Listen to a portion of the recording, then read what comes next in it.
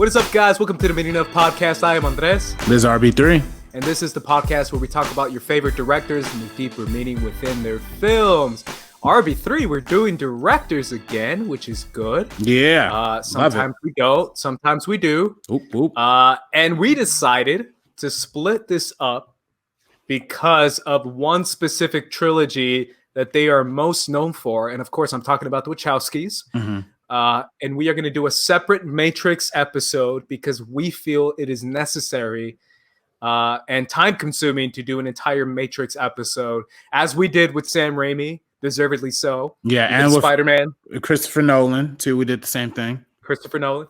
Mm-hmm. And we think those worked out pretty well because those are the sacred trilogies that they have in their filmography, even though they've made other great movies. And we'll talk about those great movies in this episode today. So again, it'll be Bound, Cloud Atlas, Speed Racer, Jupiter Ascending. And we'll talk a little bit about Sense8 as well, because I've seen Sense8. Yeah. And we can also... I saw it when it first aired, by the way. Oh, I was going to say, I watched the first few episodes of Sense8. I'm not the most familiar with it, but I heard a lot of great things. I guess another talking point that we can touch on is V for Vendetta as well, because the Wachowskis wrote V for Vendetta. Oh, yeah, and of course. Some said they might have even ghost directed a lot of it. I'm not entirely sure of that, but I just that's right. I've heard about that. Yeah, but I think V for Vendetta actually does play into a lot of the themes that like the Matrix plays into, that Speed Racer, that Cloud Atlas plays into in general. Absolutely. Yeah, we'll definitely get into that. I want to hear your introduction to the Wachowskis, RB3. Is it The Matrix? Is that the first film you saw from them?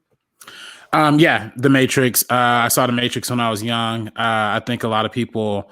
obviously, The Matrix is one of the most impactful movies of all time. So it's, I think it just hit everybody's cultural zeitgeist like immediately, even as a young, kid.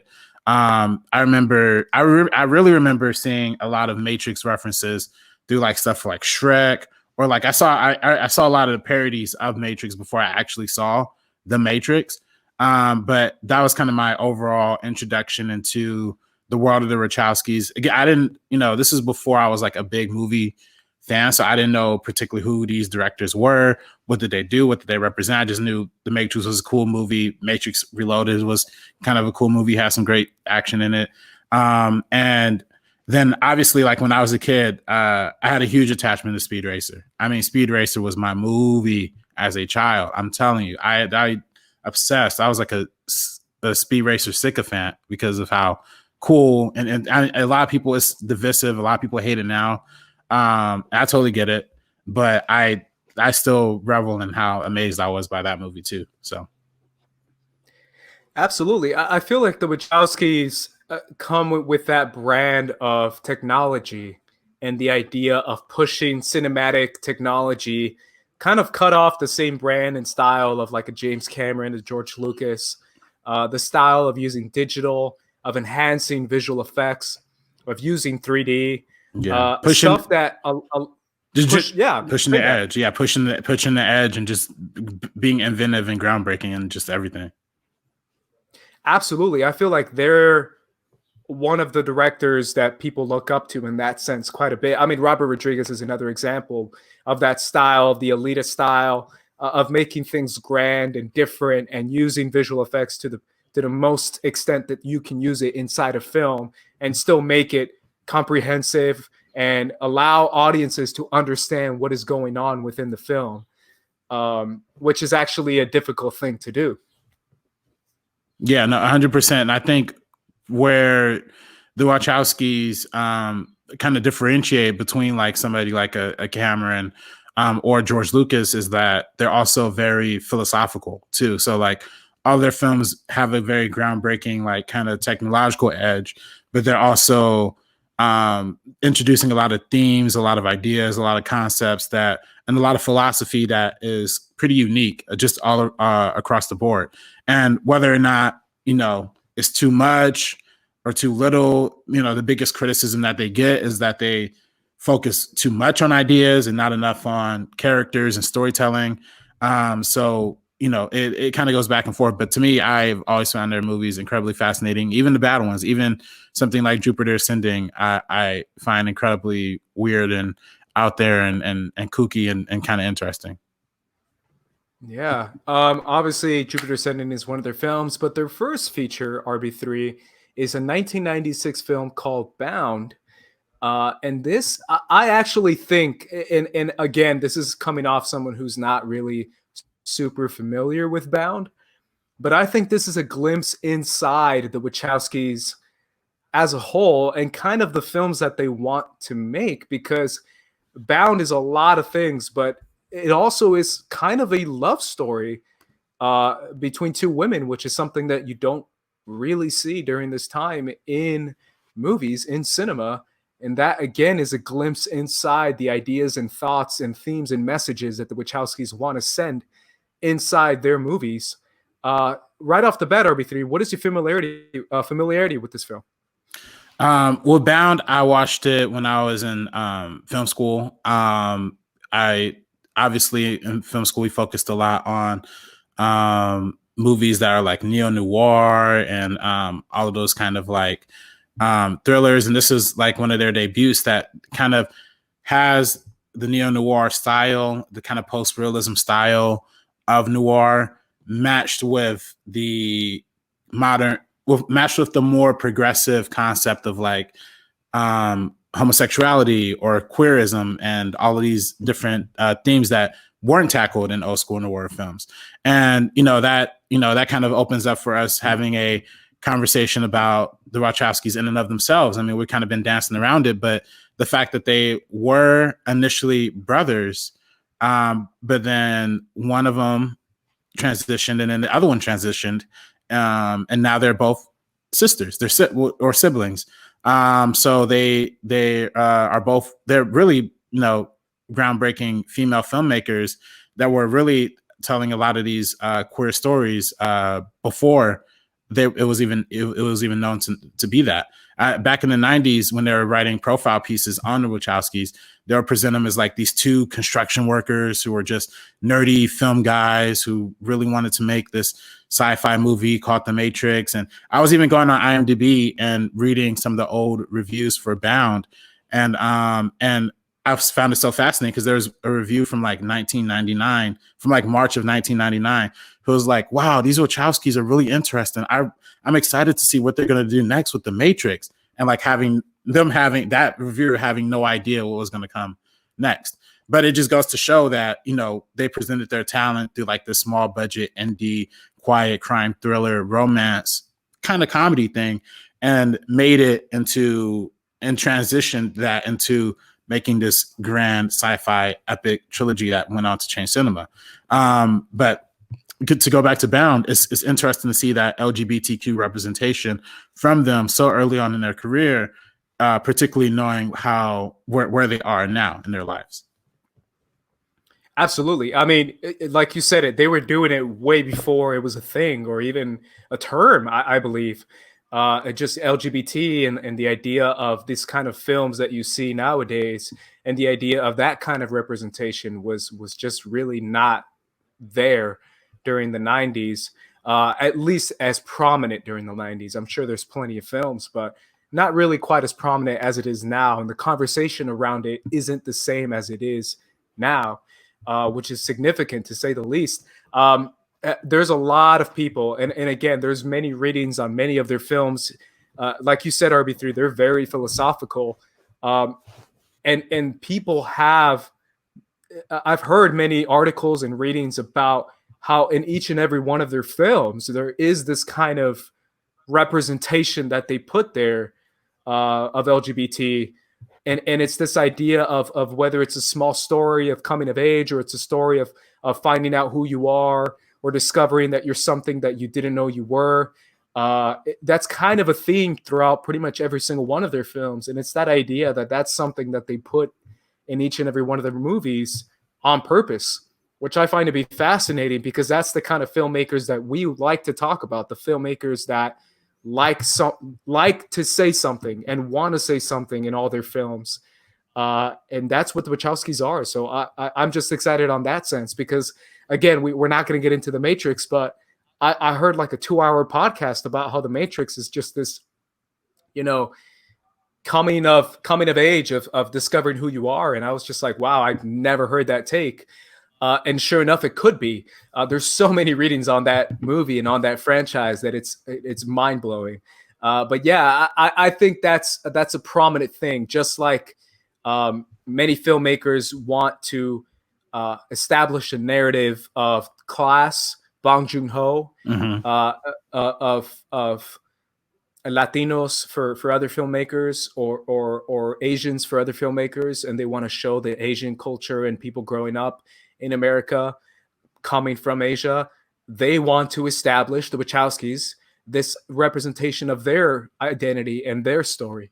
Right. And I find that to be absolutely fascinating and amazing, for sure. And I think that's the big standout in Bound. Yeah, for sure. And I think that's, and again, we talk a lot about, it is a director's podcast. When we talk about a lot of like first features, it's always that kind of like low budget, kind of very intimate filmmaking that really propels the greats to greatness.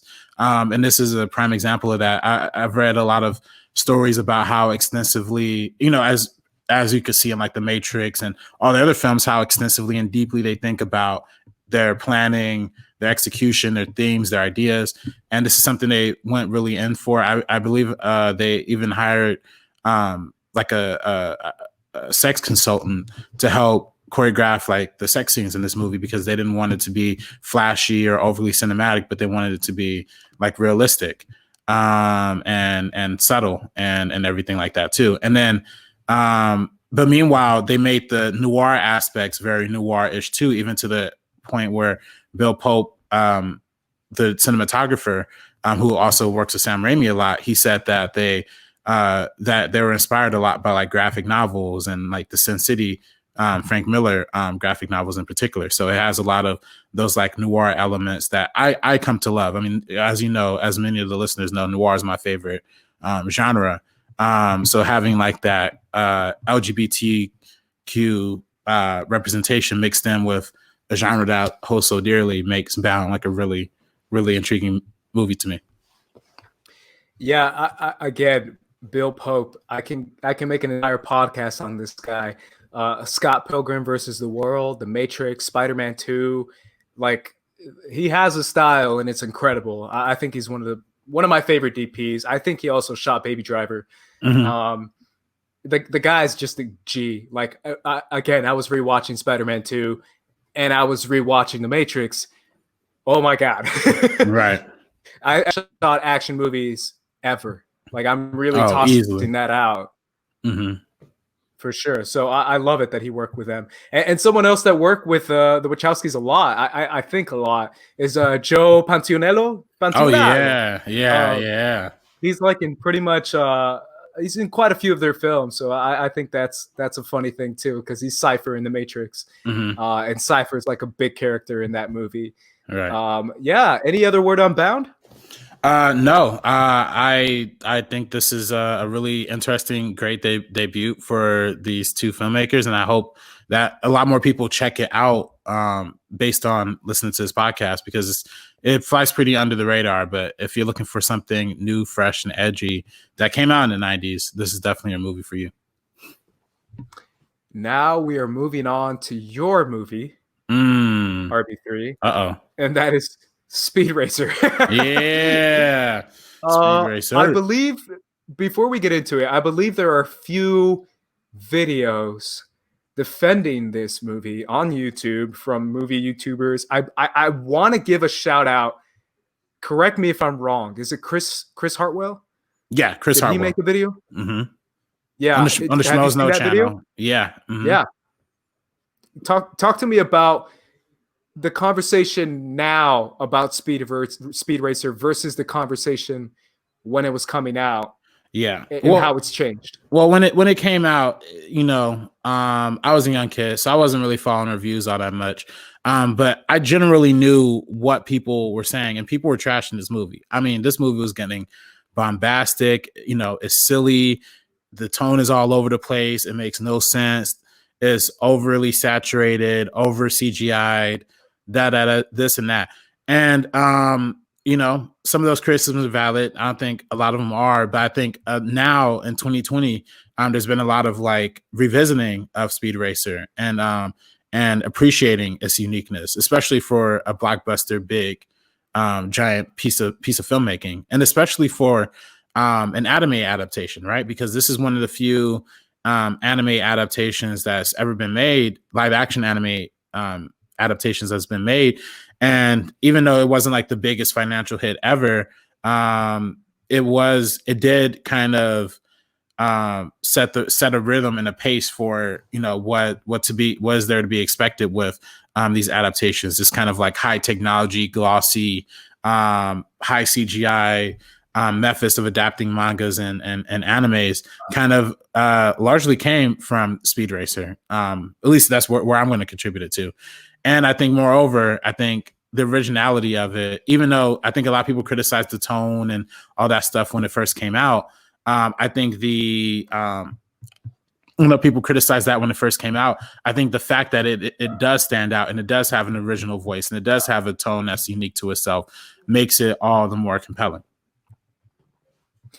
Yeah, I mean, you hit the nail on something that I've been avoiding so far just because we haven't talked about The Matrix, but people talk to me a lot, especially during the Schmoes days when I was doing my anime thing, and people knew I was an anime fan. And I mean, obviously, as you can see, I'm still an anime fan, and I've been ranting about My Hero Academia's last episode for the past week. It was incredible, and it brought me to my knees. Like, it was baffling. I love anime. I've loved anime for a long time, and I think that's my biggest connection with the Wachowskis. Is that we see eye to eye in anime. We're anime fans, and they wanted to make anime live action, and that was The Matrix. The Matrix is an anime movie. Like, a lot of people don't realize it. It's not based on a manga, and it's not based on a pre-existing anime, but it's a culmination of a mixture of a lot of anime, of Ghost in the Shell, a little bit of Blade Runner, but it's still that same aesthetic and that same ideology that they wanted to establish. And I think it's funny because then they all went on to make Speed Racer, which is, again, anime. And it's that idea of like what you said, RB3. What does that mean? What does anime in live action mean? And it's an actual really dense thing, and I can get into it. I've like written stuff about it, and people have asked me about it because it's really hard. Is it the spectacle and the amazing animation and the art that you can create with CGI? Or is it the themes, the philosophies? Is it a mixture of both? How do you balance it? It's really difficult. And I think that's why people had a great time destroying Speed Racer and just really stepping all over it, because they felt like if you can't find that perfect balance, then you haven't made a good Hollywood film. Because again, it's two different art styles of storytelling, of story structure, of everything, of tone. Like, anime is different. Like, I'm telling you, it's different. As someone who watches quite a bit, and it's that idea of like, how do you do this?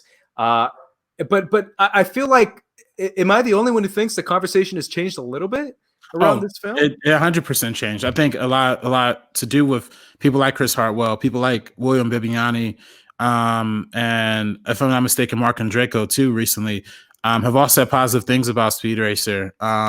In Hector Navarro as well. Shout out to Hector Navarro, Adam. I was going to say him. Adam Halavic. They've all said really positive things about Speed Racer recently that I think has shifted the conversation to be more favorable to us, which I love. I think that's beautiful because honestly, it, to me, what Speed Racer succeeds is that it does the high CGI thing and it does the, big effects and big spectacle thing. But it feels rich and it doesn't feel like empty to some extent. And I know it's a lot of cars flipping around and colors going back and forth, but I think that just adds to the tone and adds to the flavor and the flair that this movie kind of adopted, that a lot of movies after it's kind of adopted. And I think it much like The Matrix, it plays into that traditional like hero's journey story of somebody denying denying the journey and then having to overcome that and you know, come into their own and become the hero that they're destined to be. I think it has a lot of that you see in the Matrix, but it does it in a more kid-friendly way. I think, you know, the way that a lot of people, I'm sure the way that you probably feel about Phantom Menace is probably the same way I feel about Speed Racer, and the fact that like it's something that you watch as a kid or watch as a younger person, and you forgive a lot of the goofiness because it kind of falls right in line with your sensibilities. But, you know, when you look at it from today's perspective, there actually is a lot of good that you can mine out of it as an adult too. So. Absolutely. I notoriously still love the Phantom Menace. Yeah. I've said it in like all the videos, so I don't think that's anything new. But yeah, it's really fascinating because I think people are looking at films a little differently now. I might be wrong. Then again, I've loved a lot of movies that people, you know, think I'm crazy for. So maybe I'm wrong, but I think people look at movies now with the idea of audience, with the idea of branding and messaging, and then the idea of a word that, I don't know what you think of this, RB3, a word that's been thrown around a lot that people are starting to turn on because over the past few years, people have like overused it, and by people I mean critics. And I've been guilty of this, but I've been trying to stay away from it. And that's the word fun. It's a fun film. We heard that a lot for movies that like Aquaman, movies like Venom, movies that I think are two different movies in quality, in my opinion. Right. What do you think of that idea, of the idea of just over the top fun, and it's everything else sort of becomes irrelevant due to the adventure that you're kind of going on? Right. I personally, well, for me in general, you know, fun is one of those words that, you know, it got I think it got overused because I think a lot of times, even now, fun has kind of become like the safe word for critics to say bad. You know, and I think it's kind of unfortunate because I think a movie like Speed Racer is the perfect definition of a fun movie. It is kind of like, it does have like this over sensationalized, hyperkinetic energy that you can't really find somewhere else. Is vibrant, is lively, and like, you know, like I said, it has a tone and it has a voice, and I think that to me is what makes this movie fun. I think the fact that like it has this kind of like over the top, you know, kind of construction when it comes to the family, right? The family aspect. We have like a comedic actor like John Goodman, and then a serious actor who's playing the main character, Speed Racer, like Amelia Hirsch, is that his name? But it has kind of like, it feels like varying tones for various things. And there are even moments where it kind of does become like almost like a karate movie with, you know, the idea of like Racer X, like he's breaking into these houses and doing all these and sabotaging the races and everything like that. And they have like these martial arts fights that you see so traditionally in like the Matrix and everything like that. It does feel like it does encompass a lot of things, a lot of fun elements that we would typically associate with genres like karate movies, like cartoons, like anime. It kind of embodies the more bright, lively elements instead of like the darker philosophical themes that we're used to seeing from the Wachowskis. And I think that's what makes it even bolder and more brilliant. And then on top of that, I mean, I just want to note like the editing in this movie, right? Like there's so many scenes in this movie that they took like the maximum amount of risk, like to make it highly entertaining and weird and fun. I think immediately to one scene where like all of them are racing on the track, and it would just cut and like as they're racing, it would cut to them inside. It would cut to each racer inside of the car. It would go into a brief like 30, 45-second mini story of how they got to this point in the race and how they got paid off by like the main person. and then it goes back into the race and shows them trying to sabotage our main character. And that to me is such a brilliant narrative structure. And that's just a mini example of like how many different risks they're taking throughout this movie. So just everything about it, I just deeply, deeply, deeply appreciate on all levels. Absolutely. Also, now, I'm sorry. go ahead. One more shout out to Patrick Willems. He also, now I'm thinking about it, I think a couple years ago, he had a tweet where he said, this is the 10-year anniversary of Speed Racer. And, this is kind of an unbelievable masterpiece and nobody will believe it. And I think that is what initially got the ball rolling on a lot of people taking another look at Speed Racer 2. So salute to Patrick Willems. Patrick H. Willems, I love that guy.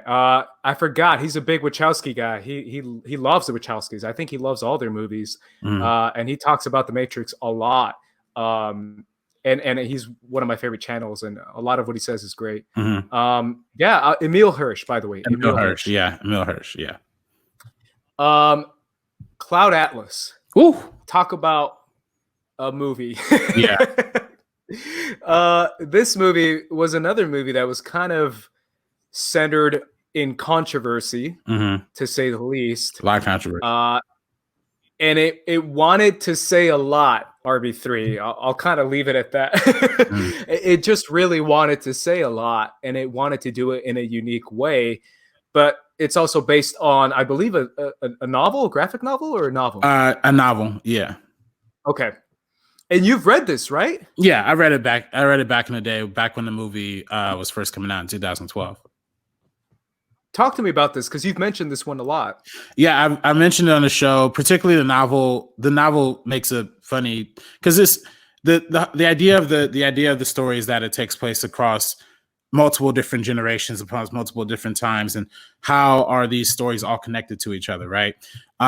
So a lot of the story takes place in the future, and in the book Cloud Atlas, they refer to movies not as movies but as Disney's. So I mentioned that before on this podcast. But overall, the overall kind of conception of this movie, because it's so weird and so out there, it's the idea of taking 6 individual souls, right? Somebody from 1849 or something like that, and then transports it to contemporary times where there's a character who's like an environmentalist trying to take down this nuclear power plant company. And then there's the idea of like the future, right? Where there's like a clone and Korea who's like trying to rebel and escape. And it deals with all of these really out there ideas that you've never really seen before. So I think, well, that you have seen before, but it ties them all together through this interwoven story where Halle Berry, Tom Hanks, if I'm not mistaken, Hugo Weaving, and a lot of actors play 6 different characters in 6 different timelines that all kind of correlate and relate to each other, and how it goes to like this deeper philosophical theme of connectivity and souls, and how are we all related to each other. So it's really deep, it's really out there. It takes a lot to kind of even get into this movie, honestly. It's almost 3 hours long. I believe it's like 2 hours and 50 minutes. So it kind of takes a lot to understand. Some criticisms around it is that Tom Hanks is playing he's playing different parts. I mean, one of the things that's interesting about it is that these actors are playing different people, some with different backgrounds, some with as even like different races, but they're all being played by the same actor, as if there's like a connectivity, like a soul to it. So there, have been some kind of like accusations about, is there black face, brown face, like red face? Because I believe Halle Berry's character also plays like an Indian person or something like that. So it kind of does explore a lot of these different kind of stories. But I think in the context of like the book and the deeper meaning of the film, I kind of don't think that is a particular like problem given what the story essentially is about. The idea of like a transfer of soul like between time periods. So yeah, it's out there. It's a weird movie. I personally dig it though. I dig the deeper theme and the philosophy, and it is like any Wachowski film it does have a distinct tone. There is like a hint of like cynicism in there. There's one death that one of Tom Hanks' characters is involved in. I don't want to spoil in particular, but it's actually kind of really funny. But yeah, it's crazy. Overall, I love Cloud. Yeah. I mean, obviously, the movie is trying to say what a lot of movies and TVs have tried to say about the philosophy of you're right, connectivity, of everyone is somehow connected. Mhm.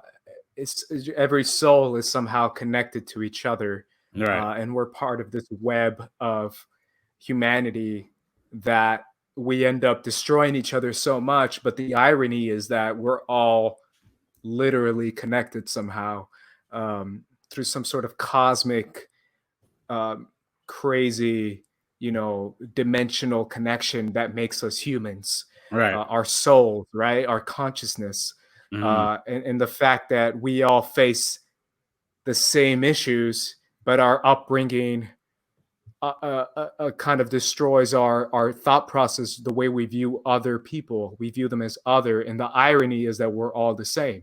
Right. I've seen it done in a lot of shows. To be fair, Sense8 is literally all about this. Right. Like, Right. I'll Right. talk about it when I get to Sense8 after the break, but uh, it's something that's been seen quite a bit. It's all over anime. To be fair, again, going back to anime, and I know it's based on the novel, Mhm. but it's one of those ideas that has been, it's ancient. It's really ancient. It's been around forever. Uh, I believe Hinduism deals with it. Mhm. Uh, I might be wrong. Sorry, Confucianism I believe deals with it as well. Right. Here's my religious studies background, and it's something that's been around for quite a while, and it's really fascinating because it still spreads the message of humanity needing to come together and kind of putting down their swords in favor of coming together and reaching out to each other is kind of the theme and kind of the message that the Wachowskis want to send, which I appreciate, if I'm being honest. And I know a lot of people might roll their eyes at that, but I still kind of appreciate. I'm a sucker for that. Right. But you're right. It is a long film to say one thing. Right. Right. It's Right. like, we get it. We're Right. all connected. So it is a lot to get through, and I think overall it wasn't super successful.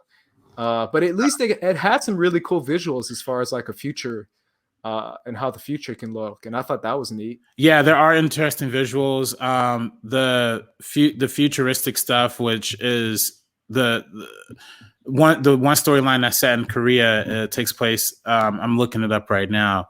I believe it takes place in 2144, and then the other segment that is set in like a post-apocalyptic Hawaii is set in 2321.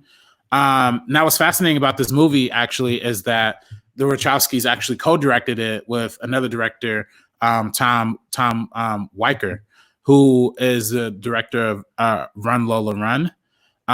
So they kind of split up the segments accordingly. So the Wachowskis do the past segment that does the 1849 segment where Halle Berry is like a slave, and Tom Hanks's character is like one of the people on a slave ship.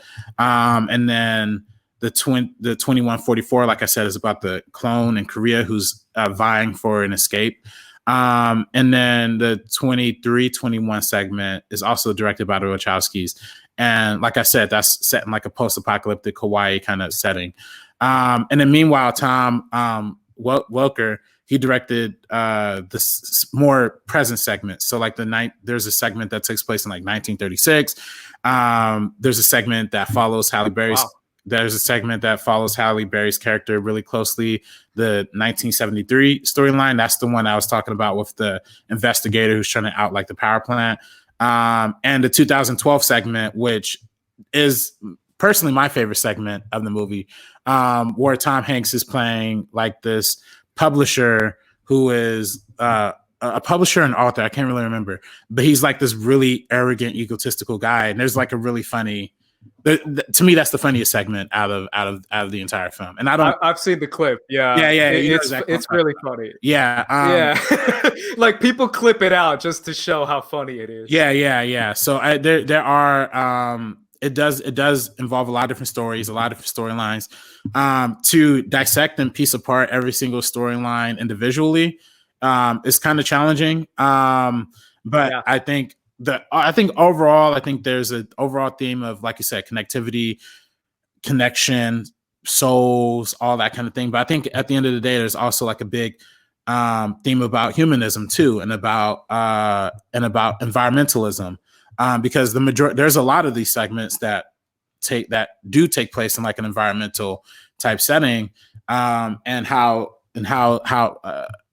is the human impact involving that? And and like I said, Hugh Grant is in this movie. Hugo Weaving from The Matrix is in these movies and is in this movie, and both of them kind of play like the villainous characters in each of these roles. And it's fascinating because even while they're completely different stories with completely different conflicts and completely different characters, you do see a similar kind of story arc happening across all of these different storylines. So overall, it's fascinating. It's a fascinating piece of narrative. It's a great book. I'd recommend people want to read that book, check it out. The book goes more into detail about a lot of these things than the movie does. But then the movie is also a fascinating companion piece as well, because it diverts enough from the book to where there are enough changes to where you're like, oh, that's weird and interesting, but I like where they're going with that, and it just makes it more streamlined and kind of hits the greater point a little bit stronger. Alrighty, guys. After the break, we're going to be talking about Sense8 and obviously Jupiter Ascending. So make sure you guys stick around. This ain't funny, so don't you dare laugh. With the 4/5 divide you in half. You getting at me equals a bloodbath. You do the math, take you out the equation. The following is a review for the new Hulu movie Big Time Adolescent starring Pete Davidson. Enjoy. But eventually, throughout the movie, the audience becomes aware that Pete Davidson's character is kind of using Mo, I think is his name. No. And it starts to become this weird relationship of like, wait a minute, this guy's using you. He's friends with you and he's cool with you, but he's kind of using you, and you're letting him get away with that. You know, you should stand up for yourself and kind of move on from this relationship. What do you think of that? The two personalities kind of dueling at each other, and Mo eventually coming to fruition and becoming himself. I think it's really sweet. I don't necessarily, Pete Davidson's character was using him. Zeke was using Mo a little bit, but since there was genuine love there, I think Pete Davidson's character Zeke is kind of like almost like a low-key sociopath. He just kind of doesn't think about anything. He doesn't really care about anyone except for, kind of seems like Mo's older sister that he still kind of has some attachment to, but who knows if that's an actual attachment to her or an actual attachment to like his youth. Come along, children. Now we're going to have a little music.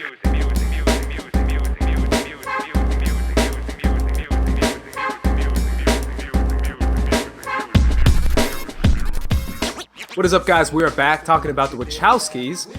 Before we get into the rest of their films and the TV show they have on Netflix, we have to mention V for Vendetta, RV3, a film that I believe they wrote, and that features Hugo Weaving, which again is kind of a staple in their filmography, and it features a Wachowskis feel, if that makes sense, almost to the point that you might feel they directed the movie. Yeah, RV3. Yeah, I mean that's been a long-standing belief that they kind of ghost directed a lot of this movie, because for one, the director of the actual film, I believe his name is James Matirgio, or I'm not sure if I'm pronouncing that right, but he was their second unit or first unit, or I'm sorry, first assistant director on The Matrix, on a lot of their films, even including Star Wars Episode 2, Attack of the Clones. He was the first assistant director on that one. So this was kind of like his feature debut. And, rumors, speculation amongst the town is that, Wachowskis were there on set helping give guidance or whatever. So, to me, it makes sense, because when you look at the deeper themes of like what this movie's tackling, it is kind of tackling a lot of the similar themes that like Matrix is going into, right? Like the idea of this underground world that is like an unlocking of a deeper truth that is omnipresent throughout our real lives, and seeing how they kind of adapt the graphic novel that is based on, which I believe was written by Alan Moore, and which the original graphic novel dealt a lot with like British politics and disillusionment with the British Parliament, but this movie adaptation instead focuses more on like, even though it still takes place in Great Britain, it deals with more themes of like American politics and like the George Bush era of like, disillusionment with like American kind of systems and corporatisms and war and all of that kind of stuff, and suppression of media and everything like that too.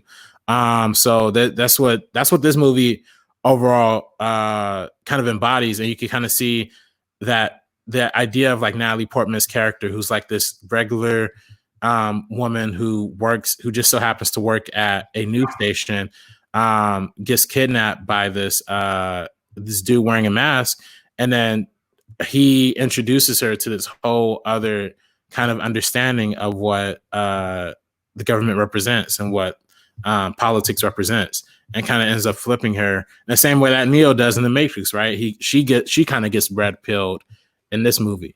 So overall, it's just a really, really fascinating piece. To me, it's one of the better graphic novel adaptations I think we've ever seen. And deals with so many interesting ideas of, like I said, politics, authoritarianism, the deceit and the disconnection between the people and the government. I just think it's really interesting in a lot of those ways.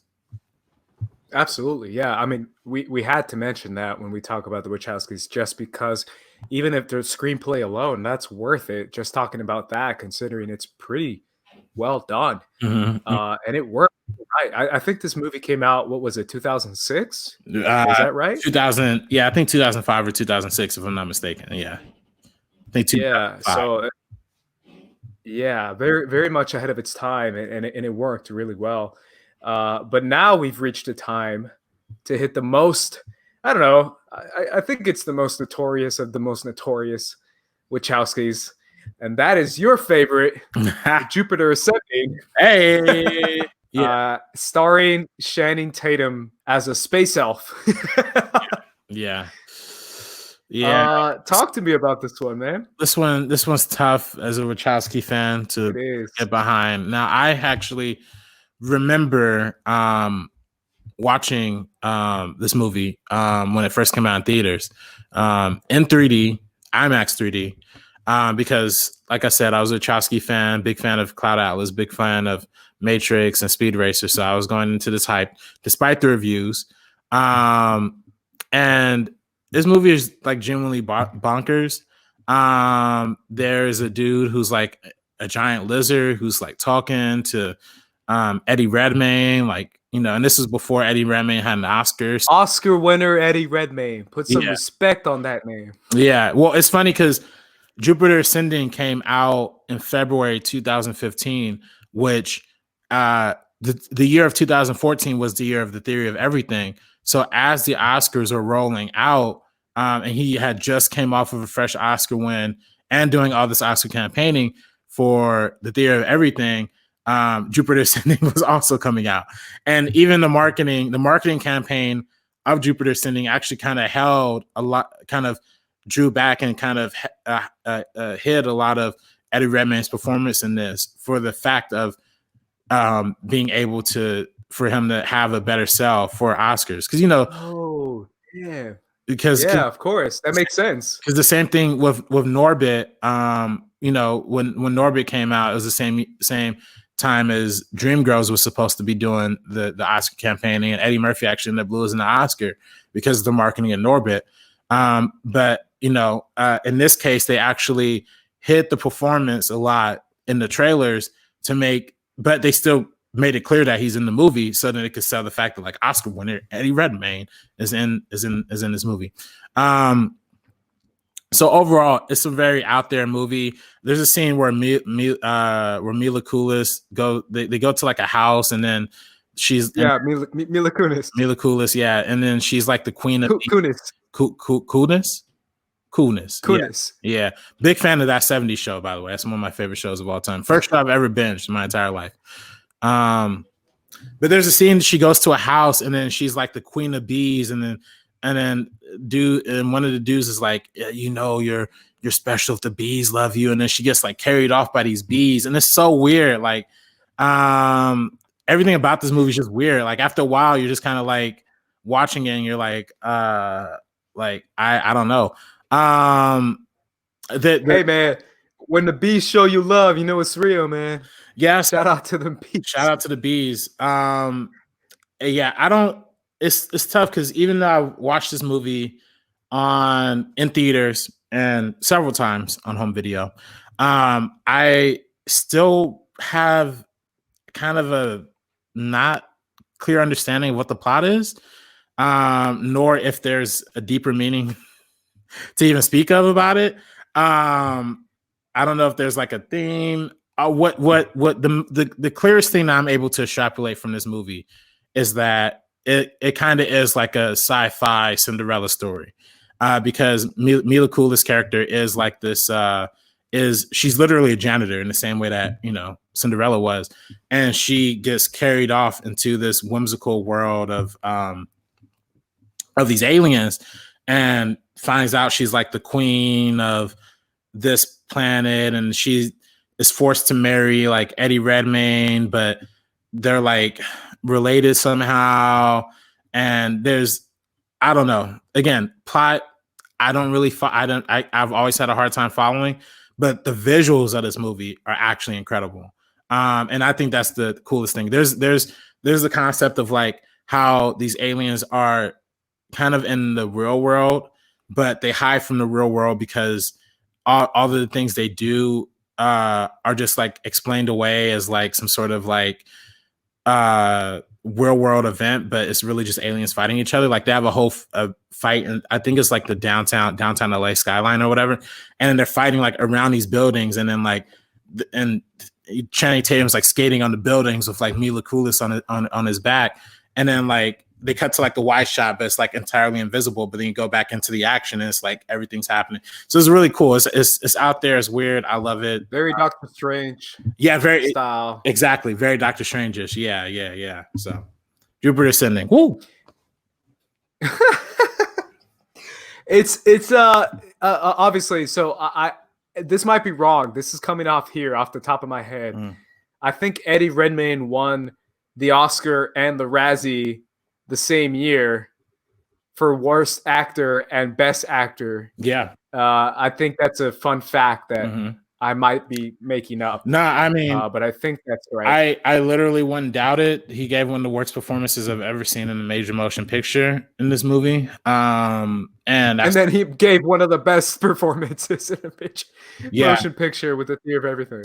And then he was also nominated for the Danish Girl, I believe the next that next that's year, right. year too. So yeah, he that's right. He had his, but it's this is an out there movie for sure. But if there's one thing you have to applaud in this film is the overwhelming visual technical achievement that they did for this movie. That's the cool. Well, you talked to, yeah. I'm sorry. No, go ahead. No, I was just saying. They I believe, if I'm not mistaken, they filmed a lot of this movie in 2013, and I believe they spent like over a year in post production. So the CGI in it's like really, really crisp, and it has, you could tell like where the money was spent because all the effects look really, really cool and interesting and bombastic. Yeah, and you talked about the themes of this movie. I think it's like right there. It's the hero's journey. It's the idea of like discovering that you're not some worthless human being with nothing to live for. You actually are this majestic queen of this race of people who worship you, and you're amazing. You know, the idea of Matrix, not Matrix, of Neo realizing that he's like, oh, you're the one. You're not just some, you know, boring hacker who's kind of down on his life and just stuck in a monotony of his life. You are the chosen one. You're going to save us all. It's Luke Skywalker. Your dad is the great hero, Anakin Skywalker, who has all this power. You have all this power now. Come save us from the endless war. It's the classical hero's journey of discovering that you are much more powerful than you thought you were, kind of thing. That is much more targeted towards kids. 100%. And yeah, so I mean, overall, what I find, what I kind of always taken away from this movie is that I think personally, if this movie was called Star Wars Jupiter Ascending, it probably would have had like a 90% on Rotten Tomatoes. I'm not gonna lie. I think that's probably what I think. I mean, I'm being honest, man, because I think honestly, there's not like I think in the same way that The Last Jedi had a lot of praise for taking risk and all that kind of stuff. I think this movie took a lot of risk. It took a lot of bad risk, but it did take risk. And I think that the bad 40% of The Last Jedi, that's like the Canto Bite and the mom jokes and all that stuff. I think it's like 20%.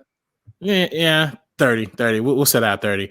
But I think if you take that kind of tone is what this movie is, just fully in its entirety. So that's always what I've kind of driven from it. I always appreciate original science fiction. Jupiter Ascending is one of those, and even if it's bad, I still always appreciate it.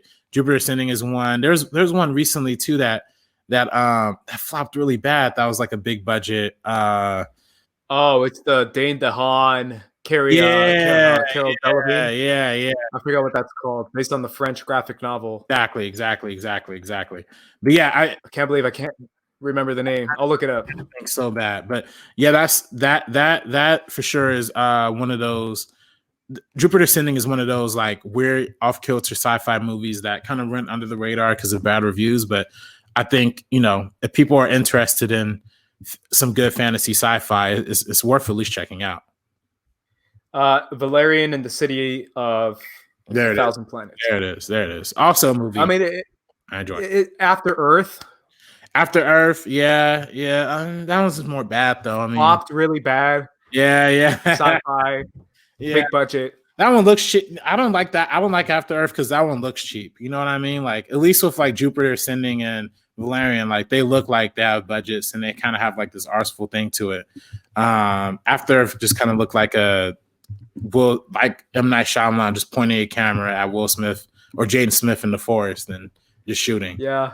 But it's a testament to the idea of original sci-fi movies kind of don't work, and that's why studios invest all this money in IP and owning IP so that they can have a pre-existing well-known or semi-well-known IP that they can make a big budget and they can justify that big budget because it's so hard to justify it when you're like, oh, it's based on this really small indie novel that like 5 people have read. It's kind of hard for studio executives to be like, okay, we're going to give you $300 million. Right. Versus a Star Wars that has that huge IP and that huge lineage of generations of success. Right. It's hard. It's really hard to do a big budget sci-fi, which is why, I mean, someone like a Lee Winnell, for example, making Upgrade for like $10. And making that a really interesting sci-fi movie is a cool example because it's really hard to do, to be fair. I think a lot of people overlook the sci-fi genre when it comes to budget. They think it's like, oh, just make it for cheap, make it for like $5, and you're like, you can do that with horror, not with sci-fi. It's harder to do with sci-fi. So again, it's hard. Yeah. I do think, speaking of indie sci-fi, though, I do want to shout out one quick indie sci-fi movie that has nothing to do with the Wachowskis, but Cody Hall actually told me about this movie a couple years ago, and it's called Coherence. Have you heard of it? Coherent. Oh. Yeah, that's literally a movie that I think was shot for like $300 or something like that. But it's a brilliant sci-fi movie. It pretty much all. Where? I don't know where. I think it might be. I think I found it on Hulu. But it basically takes place inside of one house, and it's like the idea of like these people having like a family dinner, or not a family dinner, like these friends having like a gathering or whatever, and then like, but then like as each one of them leaves the house, it's like a different version of them comes back. Like it's the same person, but it's like a different version. And it deals with this like huge ideas of like wormholes and dimensions and all this weird stuff, but it all takes place within like this one neighborhood, and you could clearly tell it was shot like super amateurly. So if there's one sci-fi movie that was shot for like $10, that's the one you want to watch for sure. I'm sold, man. You know me, I'm a dimensional expert. I've studied dimensional travel. Yeah, which is why I'm excited for. That's why I'm excited for our Matrix episode, because there's a lot of dimensional interweavings that we could talk about there. Absolutely, yeah, I'm down. Yeah, I'll check it out, man, for sure. And again, it's a testament to it's hard making these big budget sci-fi movies that are original. But now we've come to Netflix. One of their first original shows, and that is Sense8. I believe it's one of the first. I hope I'm right saying that. I know House of Cards is up there. House of Cards, Orange is the New Black, and then they had another like British show. But this was definitely one of the early ones for sure. Yeah, it came out like a few months after House of Cards, I believe. I think House of Cards came out like in August, and this came out like in winter. And I immediately was like, I'm going to watch that show just based off the fact that I had Netflix. I just got it because of House of Cards. I've said that story a million times, that I actually got Netflix because of House of Cards. I had the free trial thing, and I was like, you know what? I'm keeping it. And I kept it, and Sense8 was one of the ones that I was like, oh, I'll watch that. Why not? So it's going to be hard for me to do this based off memory, but I'm going to try my best because I haven't seen it since it aired. But essentially, the story is about different people in different parts of the world discovering that they are all connected to 8 different people or 7 different people all around the world from different parts of the world. Now, what that means is that at any point in time, I can tap into any of the skills that they happen to have. There's a Korean girl who's a martial arts expert. And if I'm getting gang tackled by some guys, I can tap into her martial arts background because it's in my head because we're connected, and I can fight off all these gangsters. Or if I can tap into this German scientist or this, Eastern European scientist, and I can figure out, how to get away or how to figure out a formula. Or it's a really interesting concept, which is what sold me to watch the show. But at the end of the day, the theme is still the same as kind of the Cloud Atlas theme of the idea of that we're all connected, even if we're living in different countries by different races with different upbringings and different religions. We all happen to be connected. And that's the idea of breaking down the barriers of racism, of, all these thoughts that people have against other people around the world. And the idea of like, oh no, I happen to be connected to that guy and he's really cool. This guy from India is cool, or this girl from India is cool, and this guy from Africa is dope. So your preconceived notions of what you think of those people beforehand changes when you realize you're actually cosmically connected to them. Yeah. And it's really, it's weird. It's a weird show. But it's fascinating. Honestly, what sold me was the idea of the international vibe. Kind of sold me too. Right. They shoot on location, which cost a lot of money, and Netflix wanted to spend that money. And you can kind of pick your favorite as far as like what storyline is your favorite. And there's this, episode by episode, one, you focus on one guy, you focus on another guy, you focus on another girl, and you get the background of their story. And you can kind of pick your favorite. My favorite was like the German gangster guy. He was like a gangster, like shooting up people, and he was cool. And I can't go without saying that my favorite, everyone's favorite scene in this show is when they sing a song in karaoke at the exact same time. And this is before they know that they're connected. So they're all singing the same song. Someone's singing it in the car, someone's singing it in the room, someone's singing it in karaoke, someone's singing it in the shower. And they all are singing the same song. And it's really well cut and edited. And it's really well done in the sense of like, it feels like this global sing-along where everyone is speaking the same language and singing the same language, even if they have heavy accents. I think the German guy is the one doing it in karaoke, and he has a huge German accent while singing it. And I forget the name of the song, and I'm going to look it up right now as I hear your thoughts on the show, RB3. Yeah, I'm really only familiar with the first couple episodes. I watched them like you when they first aired. I'm more familiar with like the controversy around like the cancellation of the show. I know it had a huge fan base that were really upset that Netflix canceled it.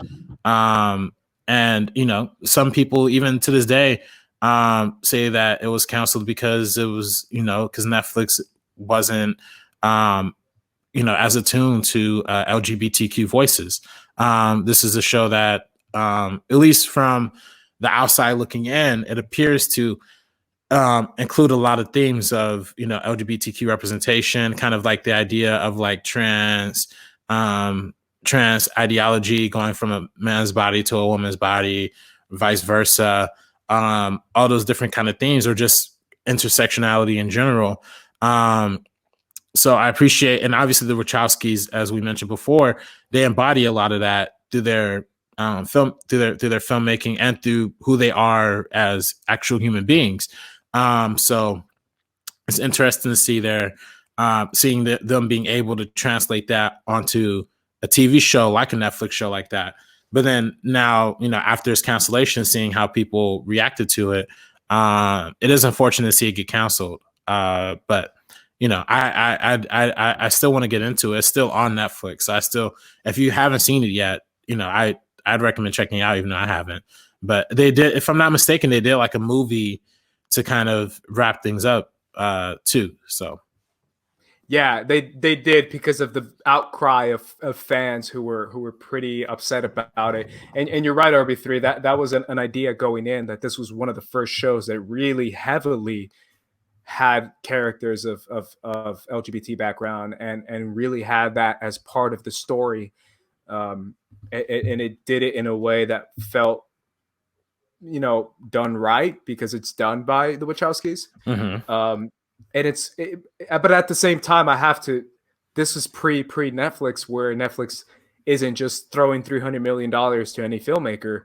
This was right. Netflix when they were like figuring out what they were with original TV shows. And again, I'll say it again, the budget in this show was enormous, like humongous. They shut down entire cities with huge crowds. Like it blew my mind. That's one of the reasons why I tuned in, was because I was like, oh damn, that looks crazy. Some of the shots they would get, I was like, that is not cheap. So that has to be one of the reasons too why they shut it down and why they canceled the show, because they were like, well, not enough people watched, I guess we don't want to spend that much money. Versus now Netflix is much more, they feel a little bit more tuned to the audience and what audiences want. Yeah, and how much the song is go ahead. Oh no, just in how much they're willing to spend on things. They're not going to throw as much at a show like that, I don't think. Pleasant Blue, What's Going On, the one that goes, hey, hey, hey, what's going on? Yeah. That one. That's everyone singing at the same time. And I can't lie, as I was watching the scene, I was like, this is kind of weird. This is kind of cheesy. This is kind of bad. And I was like, this is kind of amazing. Like I started having all these thoughts because they sang the whole damn song. And I slowly was like, oh man, this is beautiful. Jeez. I felt it. And by the end of it, I was like really like feeling it. So shout out to that scene that everyone who's a Sense8 fan knows.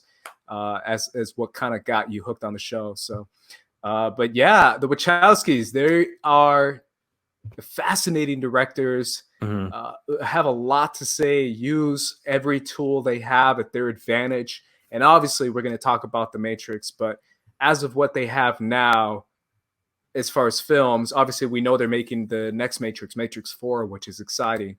But again, guys, make sure you guys stick around on this channel because we are going to be talking about the Matrix trilogy, all three movies, especially one, but all three movies for sure. And yeah, RB3, any final words on the Wachowskis?